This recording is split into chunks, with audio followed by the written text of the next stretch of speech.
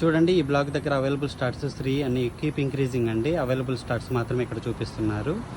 So అలా అని కంప్లీట్గా వచ్చేదాన్ని బట్టి పోయేదాన్ని బట్టి ఇక్కడ అవైలబుల్ స్లాట్స్ డిక్రీజ్ అవుతూ ఉంటుంది. ఈ సిస్టమ్ ఎలా వర్క్ అవుతుంది అనుకుంటున్నారు? అక్కడ ఎక్కడైతే అవుట్ అయిపోతున్నాయి కదా, అంటే ఇన్కమింగ్ అవుట్ గోయింగ్ అక్కడ పాసిబిలిటీ ఉంది కదా, దాన్ని బేస్ చేసుకొని ఇక్కడ ఈ సిస్టంలో అప్డేట్ అవుతూ ఉంటుందండి. ఇలా ఈ రోడ్డు పక్కనే ఇలాంటి ప్రతి బ్లాక్ దగ్గర ఈ రోడ్డు పక్కనే ఇలా ఈ పార్కింగ్ సిస్టమ్ అంటే పెయిడ్ పార్కింగ్ సిస్టమ్ ఉంటుంది. సో అది చూసుకొని ఇక్కడ అవైలబిలిటీ చూసుకొని ఆ రోడ్డు పక్కన ఎక్కడైతే పార్క్ చేయాలనుకుంటారో అక్కడికి వచ్చేస్తారండి. చూడండి ఈ బ్లాక్ దగ్గర there is no slots available. ఇక్కడ కంప్లీట్గా లోపలంతా ఇండికేషన్ అంతా ఫుల్ అయిపోయింది.